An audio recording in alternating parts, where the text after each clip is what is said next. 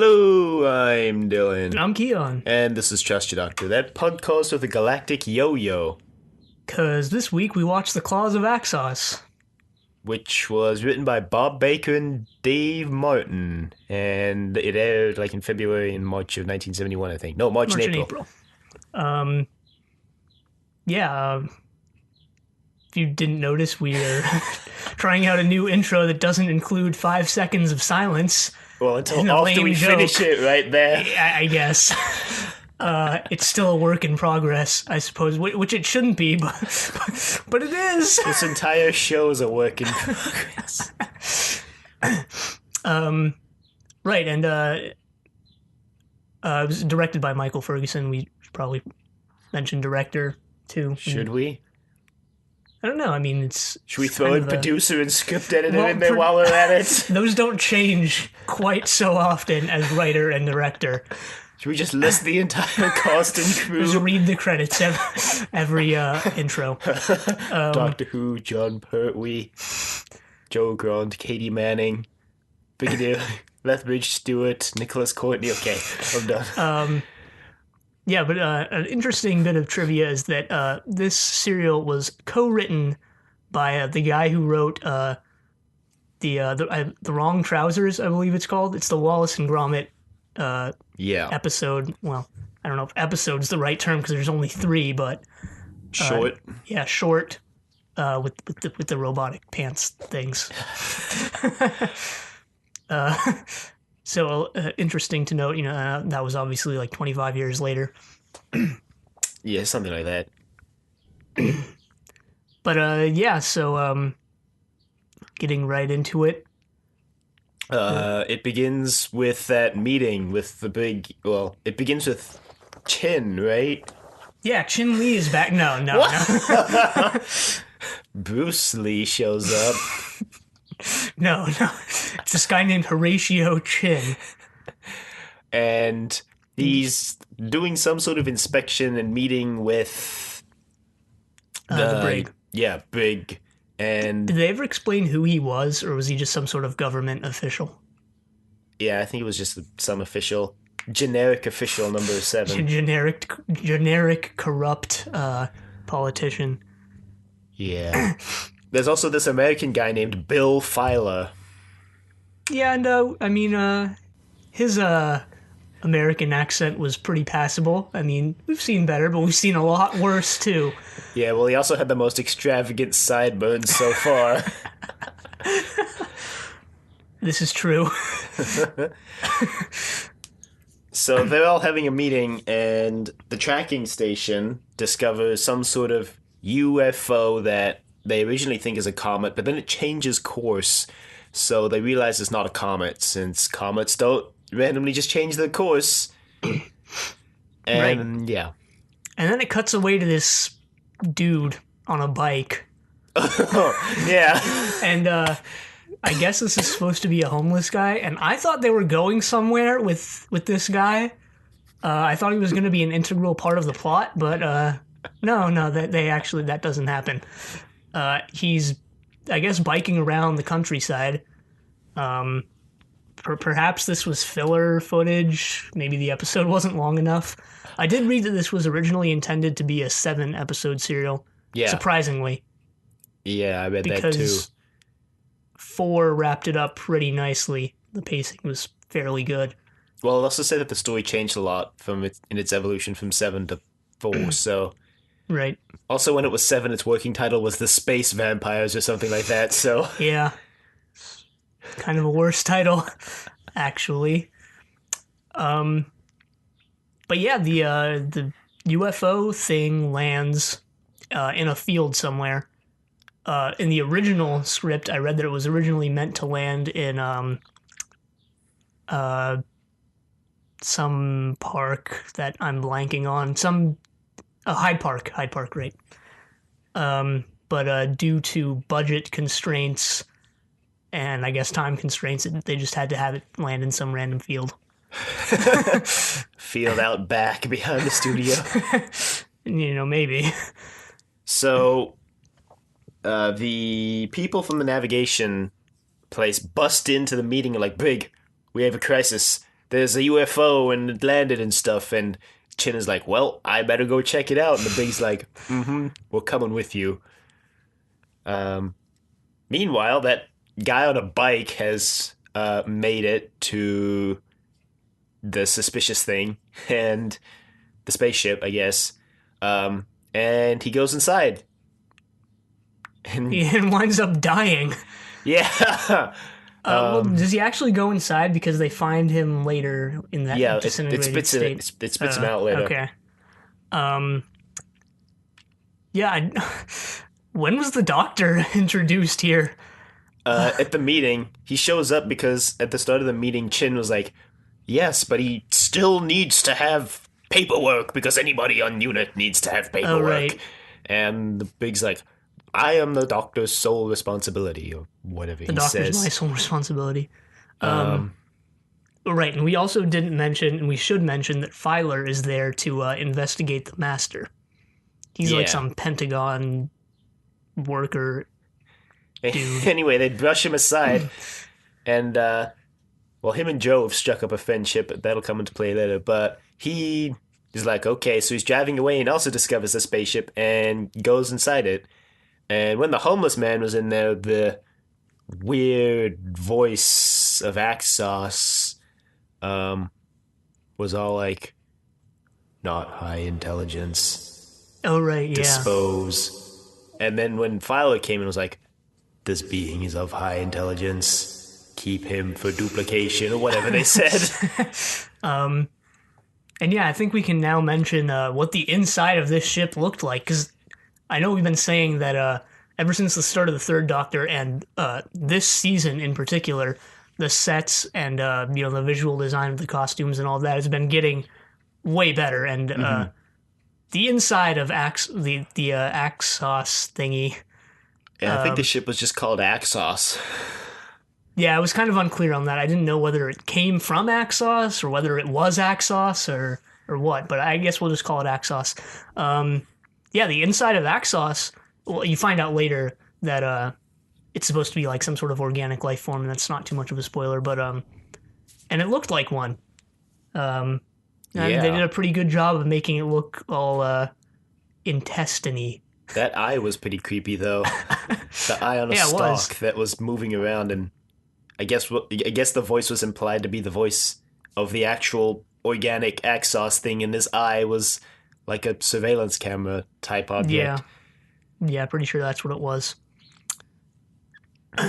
But yeah, the Doctor and co, Brig and Chin, and a few others show up at Axos, and they with the Doctor.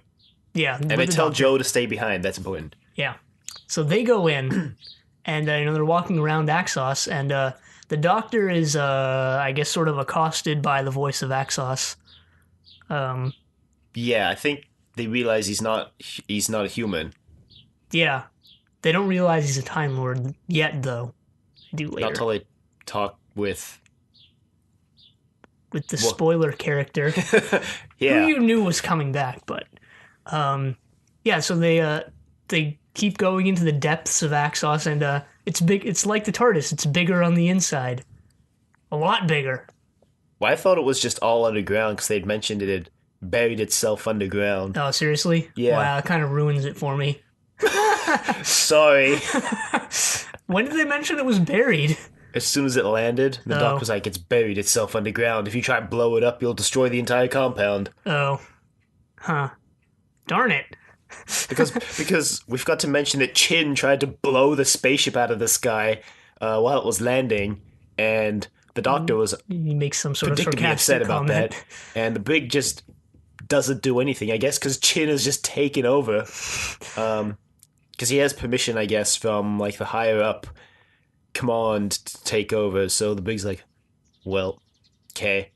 Anyway, the ship avoids destruction, and by like going invisible or disappearing, and then the Doctor has to command Chin to blow up the missiles before they come back down to Earth. But so they keep going into the depths of Axos, and they meet this alien species, the Axonites. The Axons. who Oh, give right. them The Axonite. Axonite is Yeah. the stuff.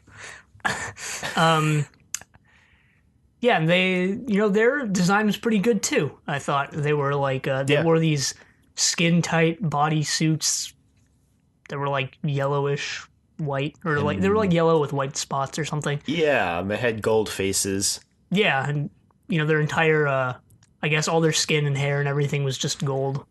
Um, Interesting eyes. I'm curious as to how they did that.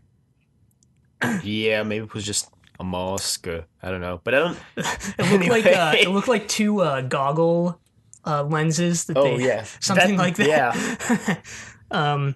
Would be really uncomfortable if you had to squint to keep those in your uh, eye sockets. That's not the right term, um, but yeah, we'll post a picture of them because they look pretty cool. On the Facebook page, which you should check out anyway. So the Axons tell them how they're space travelers who run out of fuel. Yeah. And And they're just heading around looking for places to get some fuel, and they're willing to exchange this mystical element called Axonite for some fuel. right, they also mention that they're the last of their race. Um, Yeah. so they show off their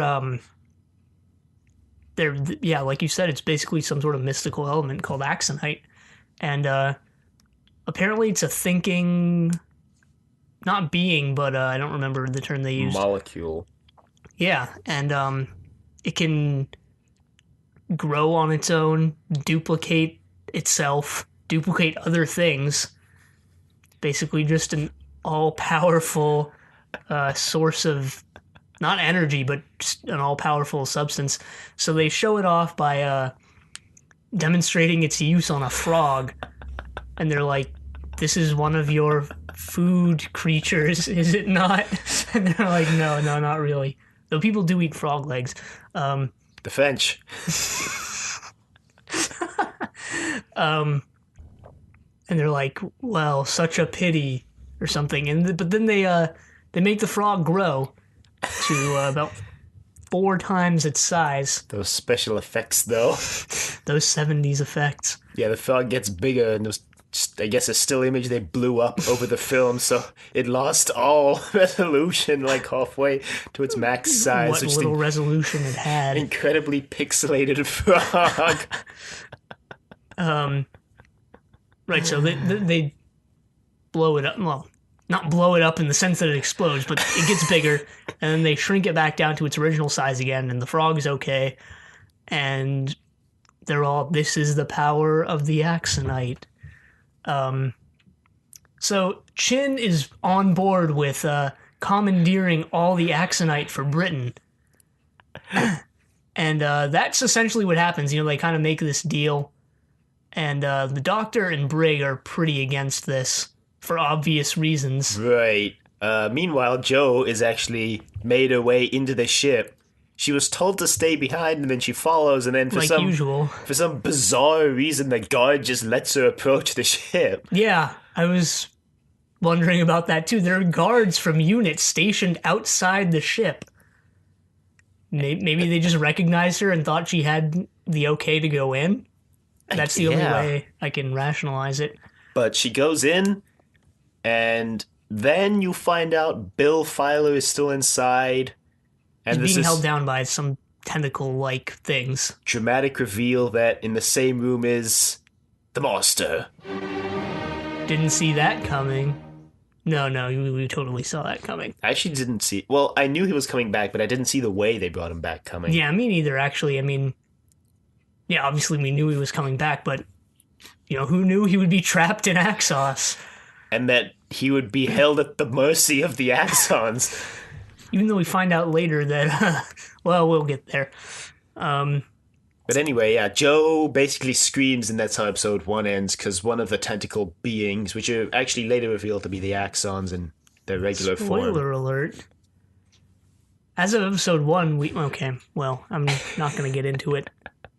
Because this was actually kind of a good reveal, not going to lie. Was it? I thought it was. I thought the reveal at the end of episode 2 was interesting. If not completely pertinent to the plot, at least interesting. But we'll get there. Oh, there were a few design things I wanted to mention again.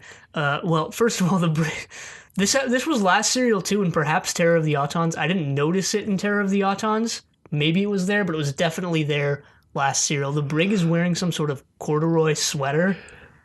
I think that just becomes his default uniform, to be honest. He also has that beret on, which looks good on him, by the way. He's totally pulling off that beret. Yeah, but that corduroy sweater, though. Well, Also, if you ever want to cosplay as the brig, there you go. wouldn't be hard. Yeah, I mean, yeah, if you're just wearing the corduroy sweater version of the brig, if you're doing, like, the Spearhead from Space version with that light brownish military uniform version, Well, there you go. do the black and white version and dress yourself up in grayscale clothes. And body paint yourself gray. But yeah, also I believe we didn't mention this. The ship in the original script was supposed to be a skull, which it's not in the final version. It's just looks like a half of some sort of, not spherical. I don't even know the term. I don't know. I imagine it like a snake, like long and thin, and then the mouth. I don't. Like a snake head above ground. I guess that's kind of the shape it was. It wasn't really a head. It was more like just a door in a right elliptical shaped thing sticking out of the ground. But yeah, originally it was supposed to be a giant skull, which, kind of would have given away everything. Yeah. Not that it's kept hidden for much longer into episode 2 anyway, but whatever. So the Doctor and the Brig find Joe, and they all eventually leave the ship. Chin has cut a deal without the Brig and the Doctor knowing. But he tells them eventually when they get back above ground. So Joe swears that she heard Bill Filer's voice in Axos, but the Brig is skeptical. And the Doctor brushes this off too for some reason. That's not something I would expect the Doctor to do, but I guess he does. Yeah. Whatever. But meanwhile, Bill Filer and the Master are also trying to escape, understandably.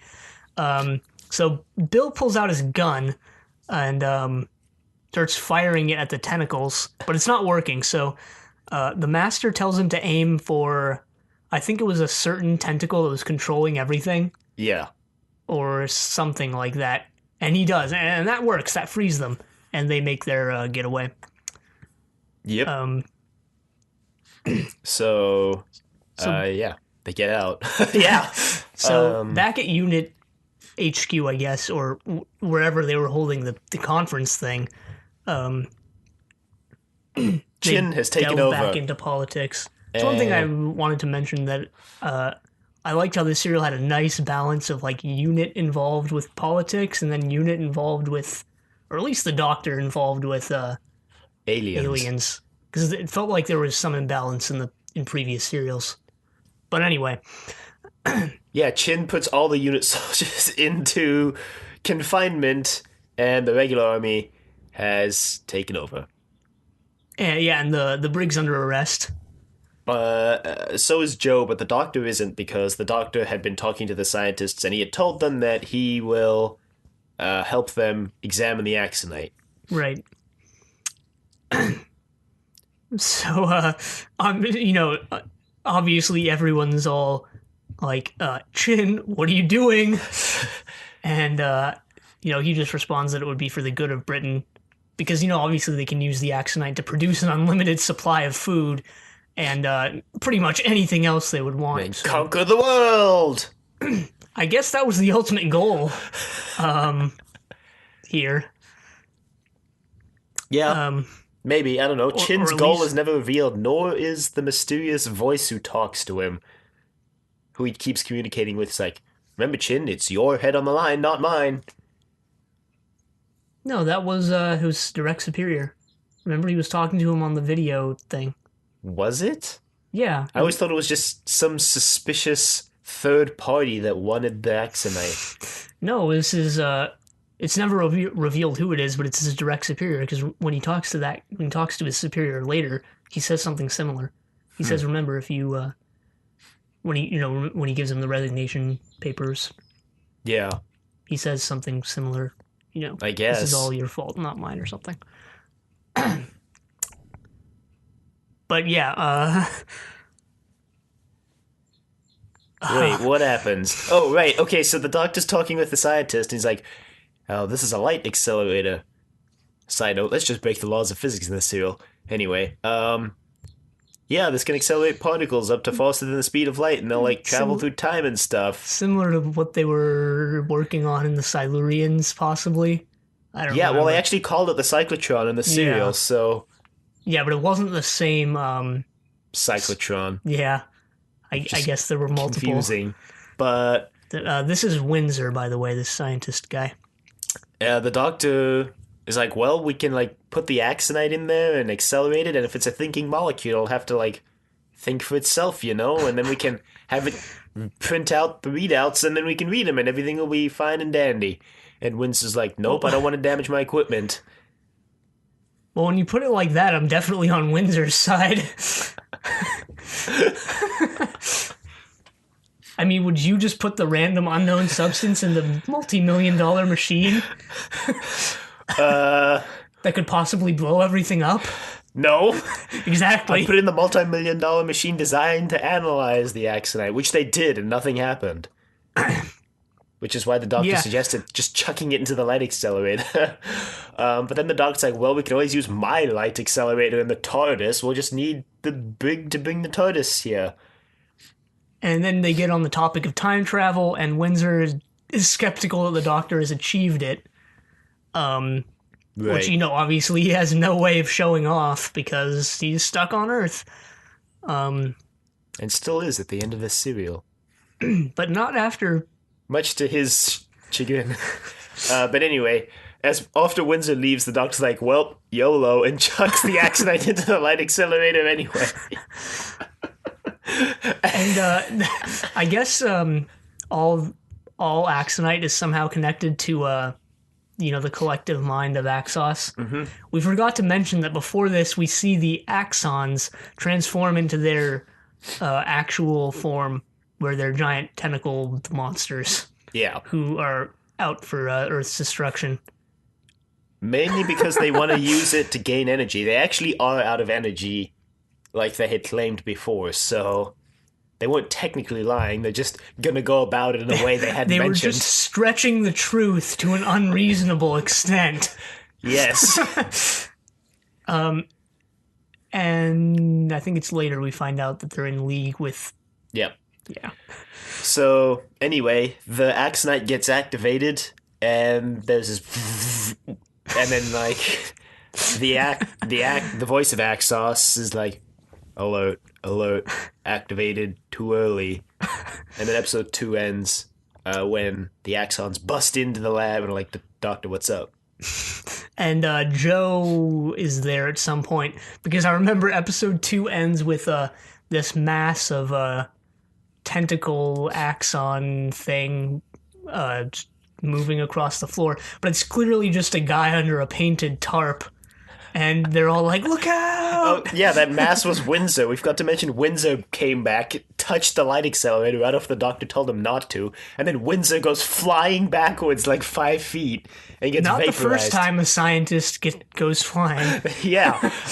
Or not the last time, rather. And then the doctor realizes that the axons, the humanoids, are the tentacled beings, and he's like, wow. And then I was like, wow, Windsor had to die for him to figure that out. But he also says, and this was the thing I was talking about before, that's not exactly pertinent to the plot, but I thought was interesting, that the axons, Axos, and Axonite, they're all the same material, and they all have some sort of collective consciousness. I thought that was pretty interesting. It doesn't really come up again in any sort of pertinent way, but I thought it was nice. I didn't see it coming. Yeah, neither do I. It did whatever. Moving on. Episode 3 begins with the Doctor and Joe getting taken into Axos. along with the activated Axonite back to Axos. I guess to cover it up. Yeah, and the Axons reveal more about what we were talking about before, how they're just trying to kind of destroy everything for energy. So anyway, earlier Bill had escaped, but the monster didn't. He got captured on his way out, but he strikes another deal with the Axons because you learn that the monster is actually working with the Axons. Right, he was the one who brought them to Earth. Right, he wanted them to destroy Earth, basically. But they were like, well, I guess we're just going to hold you captive until you... because I guess their deal was they would destroy Earth, and he would give them the secret of time travel. Yeah, so they take him captive and like, yeah, we're not letting you go till you give us the secret of time travel. Reasonable I mean, they're in a position tactics. to do it. But the monster tells him that the only way he can get them to give worldwide distribution to Axonite, because right now it's still all in Britain, because thanks to Kin. Which is actually good when you find out that the Axonite's going to leech off of Earth and stuff. Right, and then, so the monster goes out and has them bring the TARDIS to the light control room, and then he also makes one of the unit guys make a phone call to unit telling them that Britain is basically being a jerk and hoarding all the Axonite.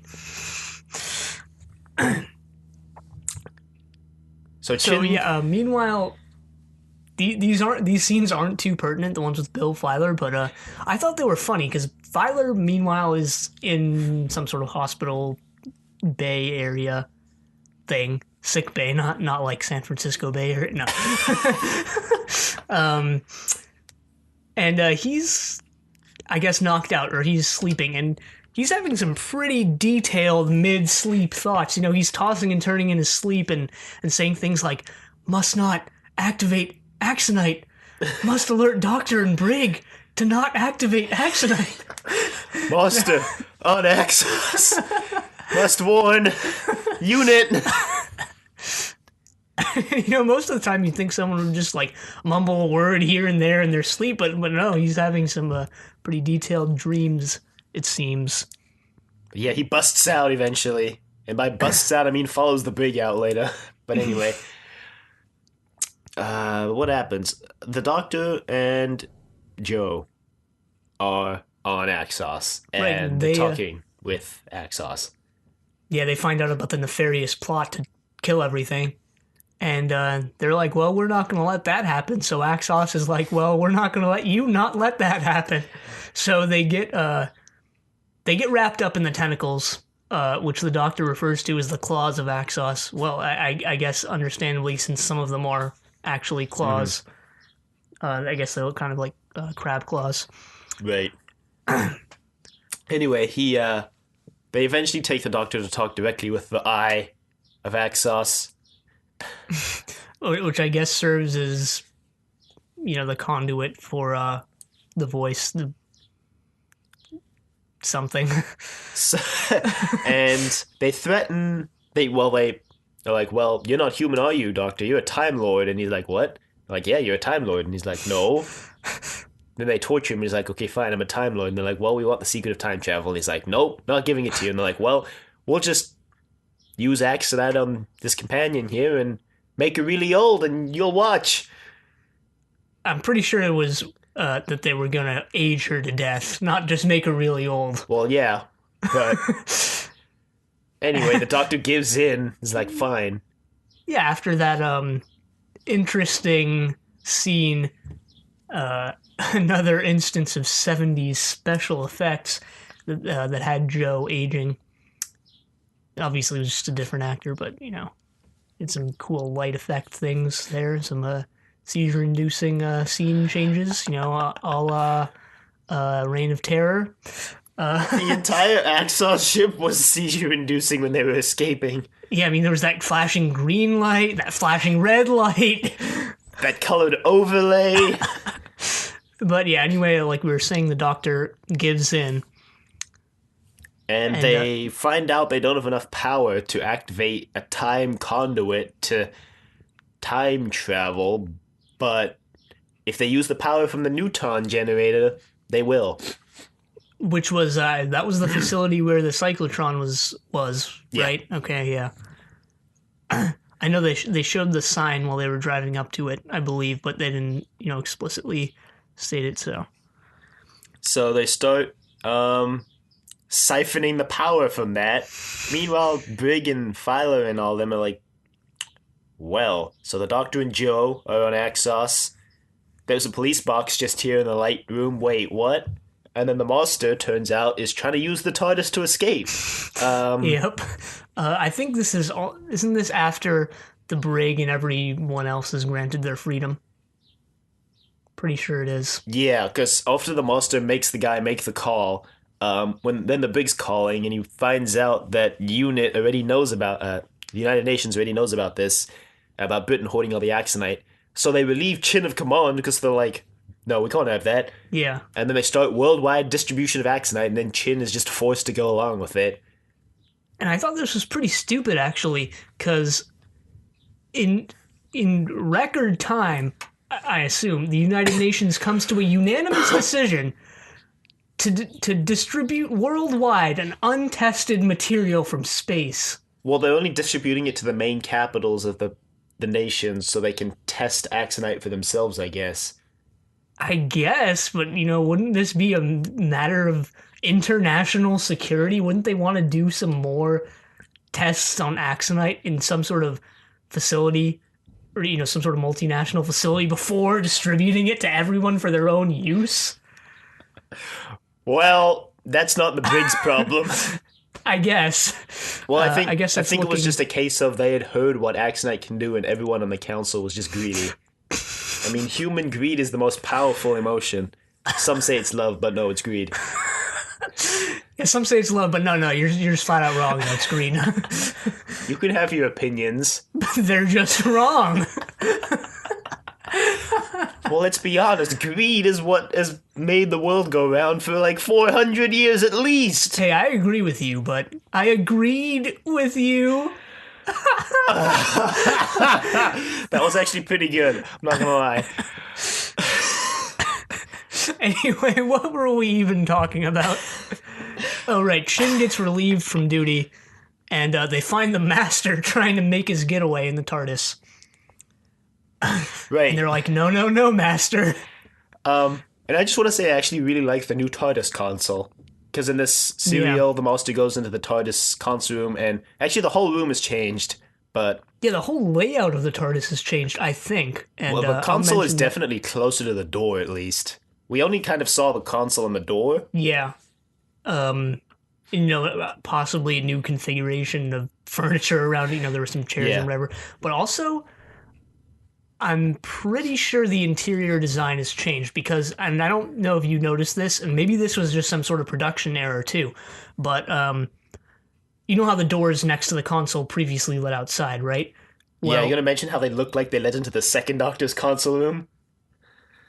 Well, I didn't particularly notice that they led into something that looked like the second Doctor's console room. I just noticed they led into another room that had the white. The white circles that look like the second Doctor's console room. Well, those are present in the new console room too. Yeah, but the new ones are like 3-dimensional. Do you remember how the second Doctor, like halfway through his run, got those suspiciously looking like just cardboard walls I guess.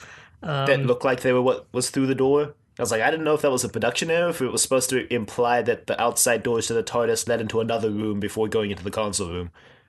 Well, they definitely didn't during the second Doctor's run. Yeah, during the second Doctor's run, you went from outside straight into the console room. Yeah, and here it looks like that isn't the case, but we'll see, I guess, once the third Doctor eventually regains use of the TARDIS, which is bound to happen. But anyway, making full use of color, the little time rotor in the center of the console now has red and green colorful things in it. Yeah.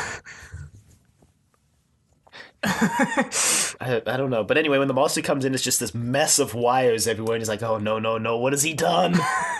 He's like, well, I think I can fix this. Doesn't he make some sort of comment? Oh yeah, one of my new favorite lines in the show where the monster's like, flying this thing must be like flying a secondhand gas stove. I somehow didn't notice that when I was watching through. So anyway, So- the when the monster comes out, he gets captured by Unit, and then the power is rising. It's revealed that eventually the place is just going to blow up, which I guess the axons forgot to account for. But the monster reveals that he has a plan for disrupting the axon energy flow, but he's going to need an assurance of his freedom at the end of it. Right, so the brig reluctantly gives in. Because the doctor's nowhere to be found, and according to Bill, he's been captured by the axons. Which is true. And, so they give the master his freedom. Right. And he has some sort of plan to destroy Axos entirely. Yeah, he's going to connect the energy feed. He's going to connect the energy to route through the TARDIS, and then it'll just store all the energy in the TARDIS instead of sending any to Axos, and then at the end he'll just release it all at once, which should destroy Axos. Right, apparently it had something to do with how Axos was going to drain Earth gradually, but doing it rapidly would blow it up, or something like that. Something like that. Anyway, The main point is that he can blow up Axos. Hardiman's like, you're telling me you can store all that energy in a police box? And the monster's like, yes. And then he just goes in, and Hardiman's like, okay. So yeah, the master hardwires the stuff together to do so, and they're about to flip the switch, but the brig is reluctant because the Doctor and Joe are still in Axos, and the master says that either they destroy Axos now or Axos destroys them. So episode 3 ends with them flipping the switch, and Axos goes haywire. Right. And then, episode 4, the Doctor and Joe successfully escape, and it's revealed that Axos has compensated for the massive power burst and is now sucking power once again. And it didn't do anything, basically. They basically just write off that plan like it didn't happen. Perhaps filler content? They needed a cliffhanger. I did notice that the pacing was pretty good in the first 2 episodes. I felt it was fast paced, and it didn't seem like too many moments were wasted. But I felt it did sort of slow down in the final 2 episodes. Yeah. With moments like this, where an entire 10-minute segment was kind of just brushed off, and some more slow political negotiation type scenes, like where Chin gets his resignation papers, stuff like that. Well, anyway, the Doctor and Joe make it back. Eventually, the light accelerator is going haywire now because the Axons were like, well, if they're not going to let us have our energy, we'll just intentionally detonate the light accelerator for something and kill them all. But we should mention that before that, as the Doctor and Joe are running away from Axos, you notice John Pertwee take Katie Manning's hand. And this is kind of interesting, because this was something that we actually didn't mention in Terror of the Autons, because we only found out about it later, and I was going to mention it last week, but there wasn't really an opportune moment. But apparently, Katie Manning is extremely short-sighted. So during one of the scenes in Terror of the Autons, I don't exactly remember what scene it was, she was running away and ran directly into a tree. So after that, the production team had it so that Pertwee would take her hand anytime they needed to run away or just run or do or whenever there were chase scenes or whatever. Pertwee would take Manning's hand and kind of lead her around. Yeah, so she wouldn't run into any more trees.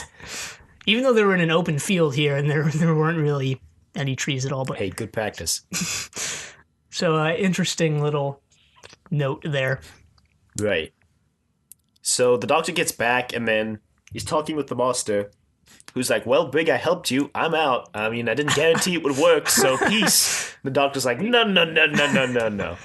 But anyway, they cut a deal, and the doctor's like, well, we could both leave. I mean, the Time Lords erased my knowledge of dematerialization theory, but you could fix the TARDIS, and then we could leave together.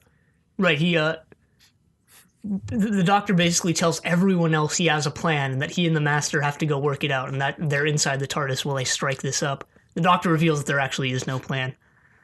But, it's pretty obvious. He says there's no plan to the Master, but there is a plan. And that fact is pretty obvious. I mean, yeah, we've seen the doctor use deception before. But anyway, for a couple minutes, you're like, wow, Doctor, just running away from your problems.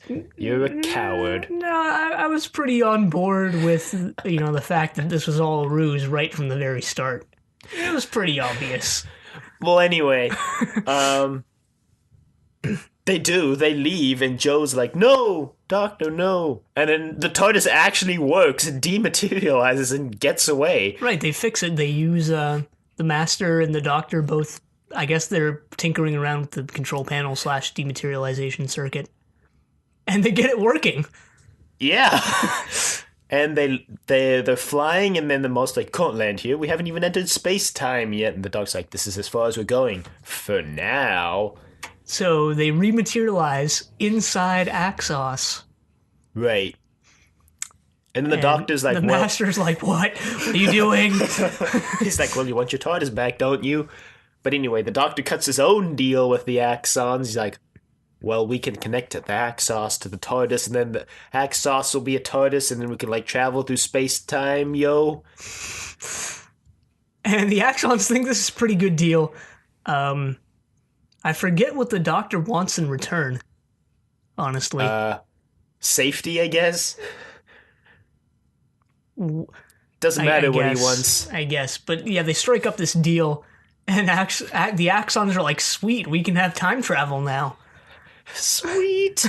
Meanwhile, the light accelerator is being overrun by Axons, who are super overpowered like the ambassadors of death were, because they're immune to bullets, and one touch vaporizes the soldiers again. But they are susceptible to explosions, which I imagine the ambassadors of death were, but we never saw that on screen, so... Yeah, I can't confirm that one way or another. But yeah, there's another drawn-out scene, I guess, possibly more filler content with Yates and Benton driving around the countryside pursued by our Axonites. Favorite unit soldiers. There's another scene where Hardiman dies because he's trying to fix the cyclotron or make it so that it's not going to blow shit up. Except they don't know what they don't know when it's gonna blow. Mm-hmm. So he goes to try and fix it, and Windsor gets sent flying across the room. Like actually flying though, he just leaps off over the railing. Yeah, down to who knows where. But the Master realizes the Doctor has the TARDIS set into a time loop, and he's like, uh-huh. And then he runs out and tries to alert the Axons, and then just makes a break for his own TARDIS, and that's the last you see of the Master in this serial. Right, and, the Doctor traps himself in a time loop with the Axons. And then he busts out in his TARDIS. Yeah. He's like, peace! So the Axons are stuck in a time loop now. It's slightly elaborate. This plot point is elaborated on because there's still 5 minutes left in the serial. But I don't know whether it's actually stated whether the Doctor knew he would be able to escape or whether he thought he would just be stuck forever. It's probably implied somewhere, but yeah, I don't recall either way. But either, yeah, whatever the case is, he uses science to break out of the time loop. Yeah, back on Earth, the Brig and Joe and Unit have run away from the cyclotron, and it blows up, and then they all go back for some reason, and then actually the TARDIS materializes just before it blows up, and Doc's like, oh no, and he gets back in the TARDIS and runs off again. And then when they come back after everything's blown up, the TARDIS materializes, and Joe smiles this really cheesy smile. And then it cuts to the scene where the Doctor's trying to explain to everybody what he did, and the Brig is like, what? The Brig asks what a time loop is, and the Doctor says, well, you see, a time loop is... Well, it's a time loop, you see. You keep crossing the same point in time. And no one gets it. I didn't get it. I mean, whatever. Technobabble. But yeah, the Doctor's like, well, I made it back here. I escaped from the time loop. And the Brig is like, do you seriously mean to tell me you have control over the TARDIS, yet you came back to Earth on purpose? And the Doc's like, no. The Time Lords have set the TARDIS to always return to Earth.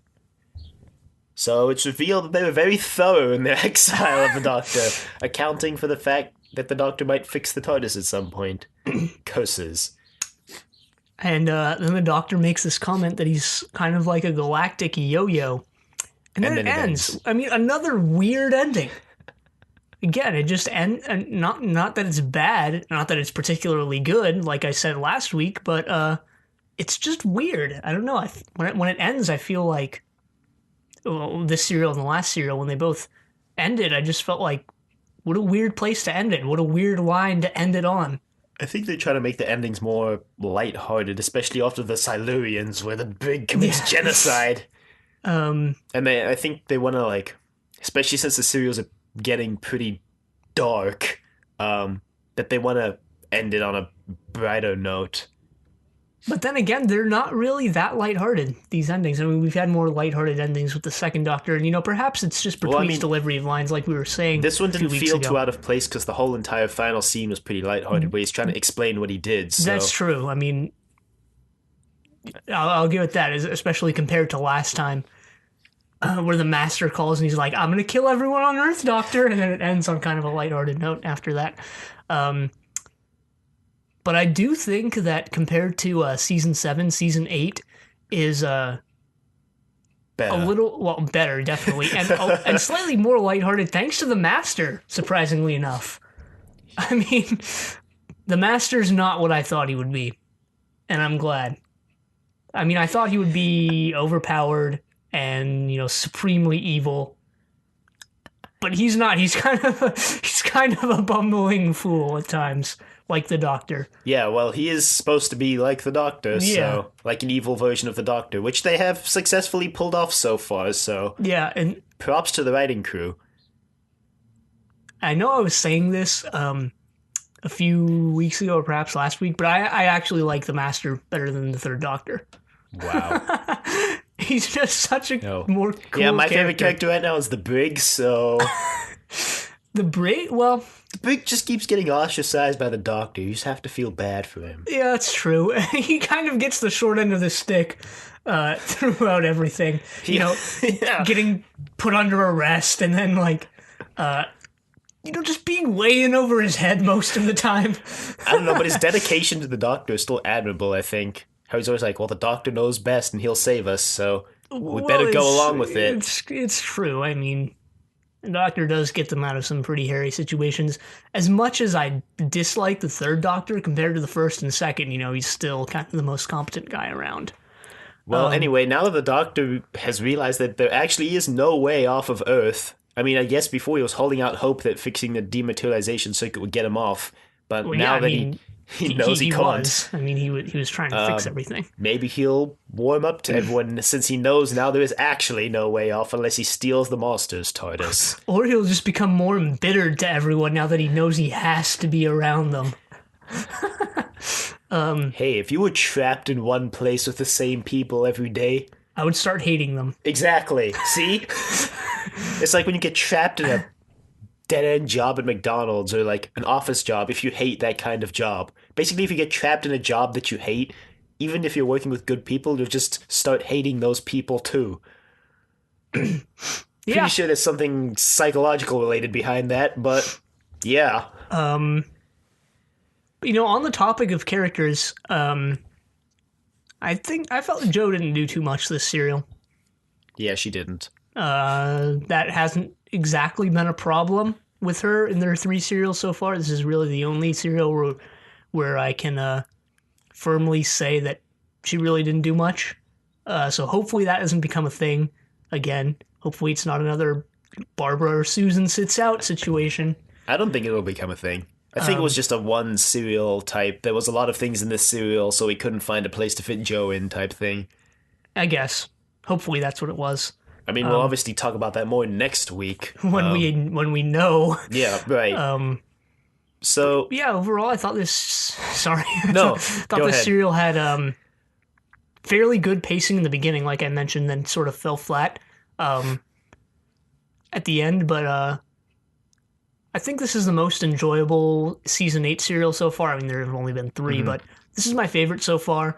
The new format, quote unquote new. We've had this for a season and a half so far.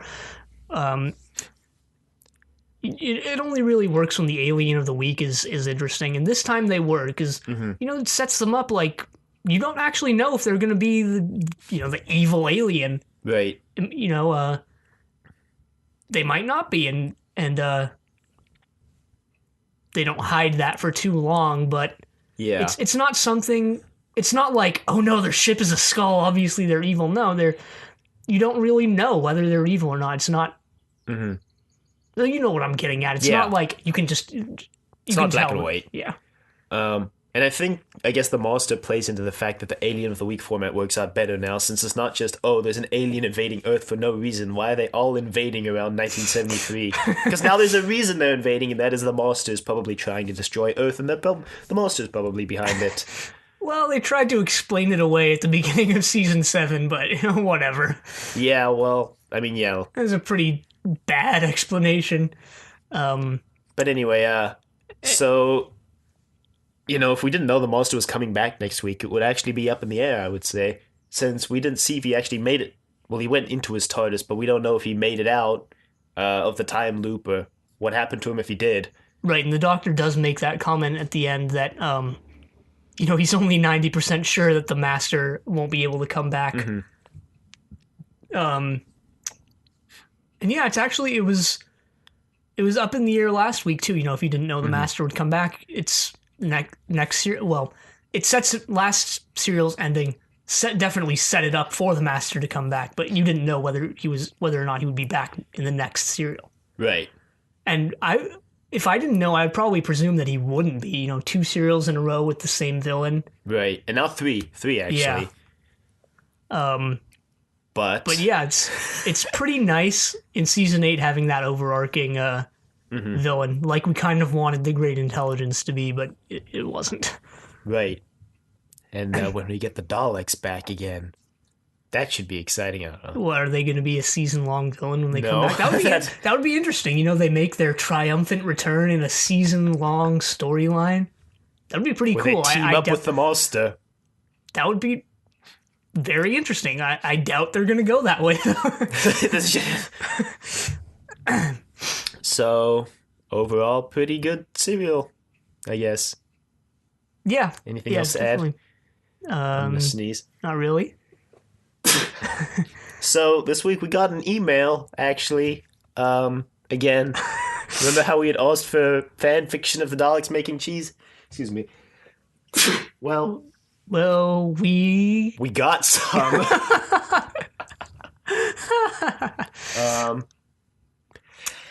Jeez. I've been sneezing all week.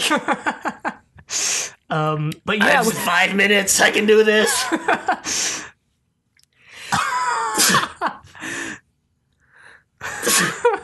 Jeez. You just finished the episode. Okay, yes, we got an email with fan fiction. The Daleks make cheese. I think we. Oh, jeez. I think we agreed beforehand that we're not going to read it because it's long. Right. Maybe we can put it up on the site or something. I mean, obviously we're going to read it, but... Yeah, we'll email back and ask if we could put it on the site. Yeah, the first time we'll actually email back. But if they say we can put it on the site, then we will, which means we'll have to put a fan area up on the site now. Which hopefully will contain more than just this. in the coming weeks. Which is a good segue into email us. Are you going to start sneezing again? I don't know. Well, go for it. I don't think so. Not yet, at least. Okay. The doctor at decorativevegetable.com. It's easy to remember and easy to type, I guess, except for decorative vegetable because it does VE twice. Also, tell all your friends about our podcast so they can also send us things that we can put in the fan area. Tell all your enemies about it. Tell your character foil about it because everyone has a master type character foil. No. Tell your companion about it. Tell the brig about it. I don't know. Check us out on YouTube at Trust Your Doctor. We're all officially caught up, so hopefully in the coming weeks we'll have some exclusive content up there. Maybe we should put that outtake from last year's episode where we talked about the drag racing garbage truck. But anyway, maybe, we'll see. And check us out on iTunes at Trust Your Doctor. And check us out on Facebook, interesting facts and more. This ending is a disaster. Next week we're watching The Colony in Space. Until then, the end.